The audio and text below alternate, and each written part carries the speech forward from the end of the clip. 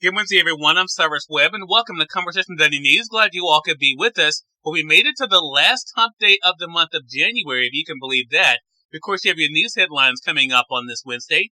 We have a message from my book, Words I Choose to Live By. And in today's Entertainment Spotlight, you'll be hearing part of my conversation with master event planner, entrepreneur, and author Melissa Banks. Enjoy today's broadcast. For Conversations Daily News, I'm Cyrus Webb with your Wednesday headlines. In national news, New Year brings a grim wave of mass killings across America. A year ago, the U.S. marked its first deadly gun rampage of the year on January 23rd. By the same time this year, there have been 6 mass killings that have claimed 39 lives, leaving communities nationwide reeling from the onslaught of violence. 11 people killed as they welcomed the Lunar New Year at a dance hall popular with older Asian Americans. 7 Chinese and Latino farm workers were killed amid the serene beauty of California's Half Moon Bay. A 17-year-old mother and her baby were shot dead in an attack that killed 6 people across 5 generations of her family. Americans in recent years have learned to endure mass shootings in churches and grocery stores, concerts and office parks, and inside the homes of friends and neighbors. The violence can stem from hatred toward other communities, grievances within a group, secrets within families, and bitterness among colleagues. But it often ends when a man with a grudge grabs a gun, says the Associated Press.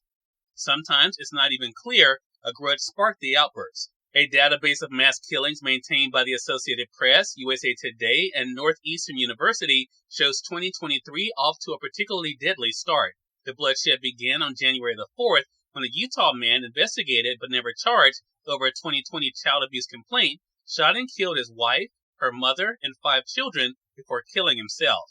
The database shows 2,793 people have lost their lives in mass shootings, those that involve 4 or more victims, excluding the killer, since 2006. In more national news, classified documents found at former Vice President Mike Pence's home, says his attorney. Documents with classified markings were discovered in former Vice President Mike Pence's Indiana residence last week, his lawyer says, the latest in a string of recoveries of confidential information from the homes of current and former top U.S. officials. The records, which were taken into FBI custody, appear to be a small number of documents bearing classified markings that were inadvertently boxed and transported to the personal home of the former vice president at the end of the last administration, said Pence's lawyer.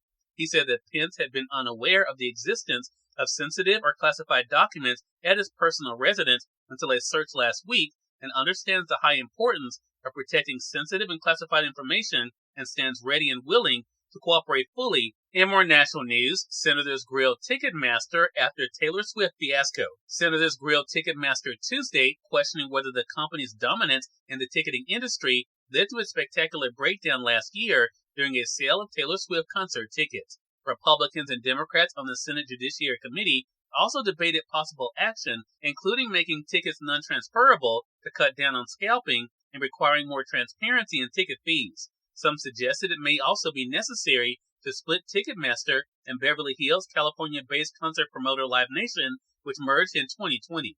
Ticketmaster is the world's largest ticket seller, processing 500 million tickets each year in more than 30 countries. About 70% of tickets for major concert venues in the U.S. are sold through Ticketmaster, according to data in a federal lawsuit filed by consumers last year. In international news, in reversal, U.S. poised to approve Abrams tanks for Ukraine.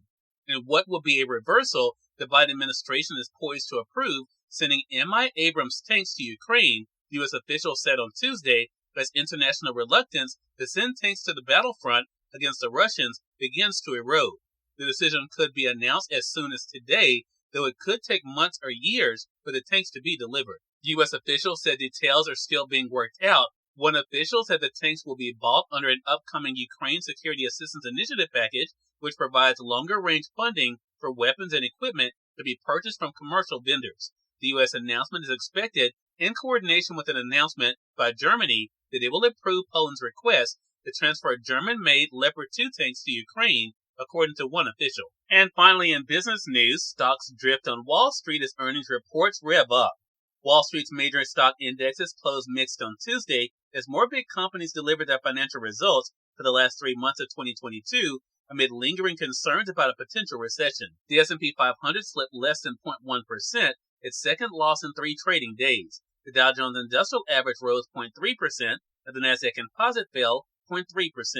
The decline for major indexes marked a reversal from Monday when a tech company-driven rally more than made up for the S&P 500's losses last week. Stocks have been volatile as investors try to get a better sense of how inflation is affecting the economy, the potential for a recession, and whether the Federal Reserve can ease up its aggressive interest rate increases. Cyrus Webb, Conversations Daily News. It's now time for a message from my book, Words I Choose to Live By. Enjoy.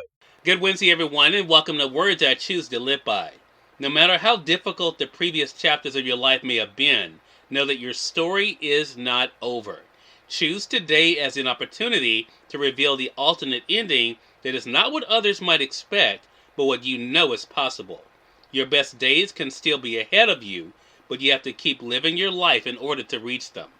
Have a great Wednesday. We are part of my conversation coming up with Melissa Banks in today's Entertainment Spotlight. Stay with us. You're listening to Conversation Daily News. For Conversation Daily News, I'm Cyrus Webb with the Entertainment Spotlight. Master event planner, entrepreneur, and author Melissa Banks rejoined me on Conversations Live, the radio show, to talk about her new book, Dream by Design, the Inspirational Journal, and so much more. Here's a bit of our conversation. Melissa, welcome back to the broadcast.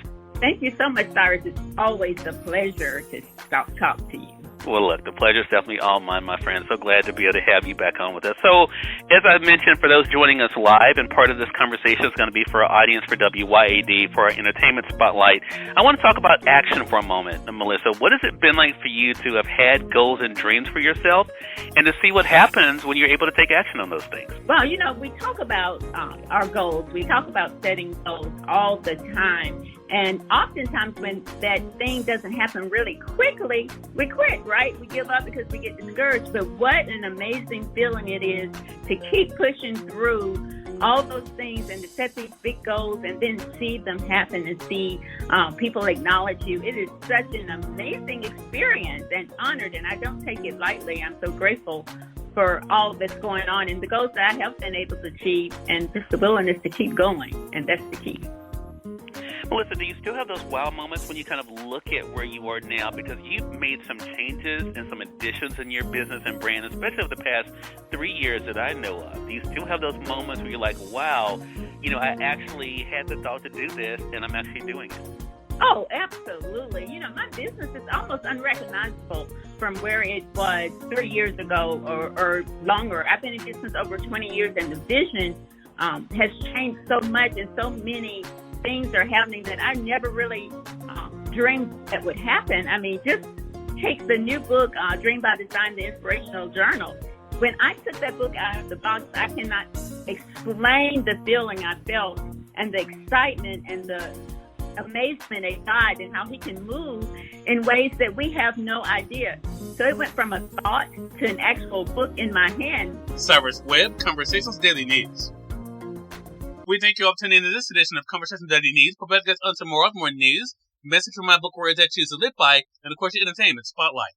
Until then, I'm your host, Cyrus Webb, saying as always, enjoy your day, enjoy your life, enjoy your world. Thank you all for choosing Conversation Daily News today. Now let's go make it a great one.